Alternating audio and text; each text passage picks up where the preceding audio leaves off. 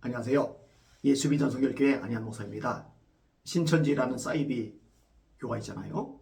이단이라고 해도 되는 거고요. 이만희 씨가 교주입니다. 좀 나이가 이제 엄청 많고 또 골골 해가지고 언제 세상 떠날지 알지 못하는 상황입니다. 이만희 씨가 죽지 않는다고 믿는 신천지 교인들, 이만희 씨가 죽고 나면은 멘붕이 올 겁니다. 또 수많은 이단 단체, 사이비 단체들이 그랬듯이 분열의 과정을 같이 겪게 될 겁니다. 이 신천지가 예전에는 숨어서 지내더니 이제는 공개적으로 또 공격적으로 교회 속에 파고들려고 그래요. 저희 교회도 여러 번 찾아왔었고요. 또 온갖 자료들 보냅니다. 그리고 길거리에서 배포도 하고요. 이것도 이제 신천지에서 배포하는 자료인데요. 바빌론의 거짓 교리 발췌. 그래서 21가지 항목으로 기성교회들은 이렇게 해석을 한다. 근데 이거는 잘못된 해석이다. 이만희 해석, 신천지 해석이 옳다. 이런 식으로 기록을 해놓고 있더라고요. 근데 여기요, 거짓말이에요. 정말 거짓말이에요. 신천지의 사람들 거짓말 잘하죠. 거짓말을 잘하는 차원이 아니죠. 거짓말을 하나님의 모략이라고 신성모독적인 말을 합니다. 사람들 끌어들여서 신천지에 가입시키기 위해서 온갖 거짓말을 해대면서 그것이 하나님의 모략이래요. 그건 하나님의 모략이 아닙니다. 하나님은 거짓말 싫어하세요. 두려워하는 자들과 믿지 않는 자들과 흉악한 자들과 살인자들과 음행하는 자들과 점술가들과 우상숭배하는 자들과 모든 거짓말을 지어내는 자마다 불과 유황으로 타는 못에 참여하리니 이것이 곧 둘째 사망이라. 계시록 21장 8절 말씀이죠. 거짓말, 하나님의 모략일 수가 없는 겁니다. 제가 기성교에서 주장한다고 하는 21개 중에서 몇 가지만 예를 들어볼게요. 계시록에 내생물이 나오죠. 이 내생물을 기성교회는 사복음서로 해석을 한다. 사복음서로 해석을 하나요? 기성교회가요? 오히려 모든 피조물을 대표하는 존재들로 해석하지 않나요? 하나는 사람의 얼굴, 하나는 사자의 얼굴, 하나는 독수리의 얼굴, 하나는 소의 얼굴. 소는 가축의 대표, 사자는 맹수의 대표, 독수리는 조리의 대표, 사람은 만물의 대표. 그 다음에 일곱 민으로 봉한 책, 계시록 5장이 나오죠. 일곱 민으로 봉한 책. 이 봉한 책을 기성교회에서는 마귀에게 넘어간 에덴 동산 토지 문서로 그렇게 해석한다는 거예요. 헛소리죠. 저는 이런 해석을 단 한 번도 들어본 적이 없는데요. 무슨 마귀에게 넘어간 에덴 동산 토지 문서입니까? 에덴 동산 토지 문서가 무슨 일곱 민입니까? 이렇게 해석 안 해요.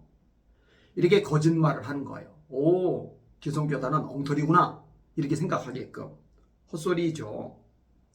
자, 그 다음에 계시록 13장에 나온 열둘, 기성교회에서는 어떻게 해석하느냐? 유럽의 10개국 연맹이다 이렇게 해석한다는 거예요. 독일, 영국, 프랑스, 이태리 등 유럽의 10개국. 이런 식으로 해석 안 하거든요. 무슨 기성교회가 이런 식으로 해석을 합니까? 참 말도 안 되는 이야기를 해요. 그 다음에 계시록 8장에 나오는 우박, 이 우박을 기성교회에서는 수소폭탄으로 해석한대요. 전 이런 식으로 해석한 적 한 번도 없고 이런 식으로 해석하는 목사님들 본 적 한 번도 없습니다. 제가 계시록을 1장부터 22장까지 다 설교를 했었거든요. 단 한 번도 우박을 수소폭탄이라고 해석해보지 않았습니다. 그 다음에 계시록 8장에 나오는 쑥별, 이 쑥별은 세균탄이래요. 아니 기성교회가 이걸 세균탄으로 해석을 합니까? 그러니까 거짓말로 기성교회가 이렇게 해석을 한다. 이거는 잘못된 교리이다. 이렇게 공격하는 빌미로 삼는 거예요. 얼마나 비열하고 문제가 많습니까? 그 다음에 창세기 2장에 나온 선악을 알게 하는 나무, 선악나무. 이것은 하나님의 말씀을 깨닫게 해주는 매개체로 가르친다. 아니요. 이렇게 안 가르칩니다. 그 다음에 그럼 선악과는 뭐냐? 선악과를 먹어야 한다고 주장한다.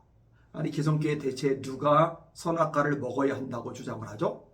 창세기 2장 17절에 하나님이 말씀하셨죠. 동산 중앙에 있는 선악을 알게 하는 나무의 실과는 먹지 말라. 먹으면 반드시 죽으리라. 아니 성경에 명백하게 하나님이 먹지 말라고 말씀하셨어요. 근데 하와가 혼자 있을 때 뱀이 꼬드긴 거죠. 하나님이 참으로 동산 나무의 모든 실과를 먹지 말라 하시더냐. 하와가 뭐라고 그래요? 먹어도 되는데 선악과는 먹지도 말고 만지지도 말라고 하셨어. 먹으면 죽을까 하노라 하셨어. 뱀이 뭐라고 그래요? 아니야, 먹어. 먹으면 눈이 밝아져서 너 하나님처럼 돼. 하나님은 죽는다라고 말씀하셨는데 이 뱀은 하나님처럼 된다고 말을 해요. 먹으면 안 되는 거예요. 대체 이걸 누가 먹어야 한다고 주장을 합니까? 이런 식으로 거짓말을 내뱉는 거예요. 그리고 거짓말을 근거로 사람을 미혹하고 흔들어서 헷갈리게 만들어버리는 거예요. 참 악하죠. 그 다음에 신천지의 바른 증거라고 해서 옆에다가 또 자기들은 어떻게 해석하는지 이야기를 끄집어내는데 이거 가관입니다. 이제 기회가 되면은 이거 하나씩 다 정리를 해서 설명을 해드리도록 하겠습니다. 이런 것들을 들으면서 또 보면서 또 공부하면서 속아 넘어가는 사람들 왜 그런지 아세요? 성경에 대해서 무지해서 그래요. 교회 책임도 있어요. 목사님들 책임도 커요. 말씀을 제대로 가르쳤더라면 이런 허접한 내용들이 속아 넘어가지 않았을 텐데요. 야, 이거 뭔가 이상하다, 잘못됐구나 라고 대본 분별하고 손절했을 텐데요.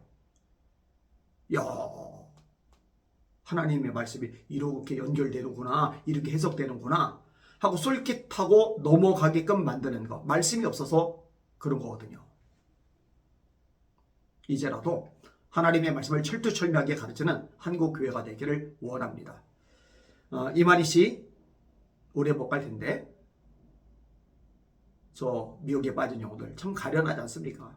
가족들도 다 깨져버리잖아요. 정상적인 사회생활, 직장생활이 안 되잖아요. 그래서 이만희 한 사람만 바라보면서 인생 낭비하고 멸망을 향해 다름질 하잖아요. 더 이상 미혹되는 영혼들이 없도록, 또 빠진 사람을 분별해서 빠져나올 수 있도록 여러분들 기도 많이 해주시길 바랍니다. 한국교회가 철저하게 말씀을 가르치고 말씀에 서게 해 주시옵소서. 우리들의 중요한 기도 제목일 것입니다. 날마다 주님 바라보시고 말씀 위에 든든히 섭시다. 할렐루야.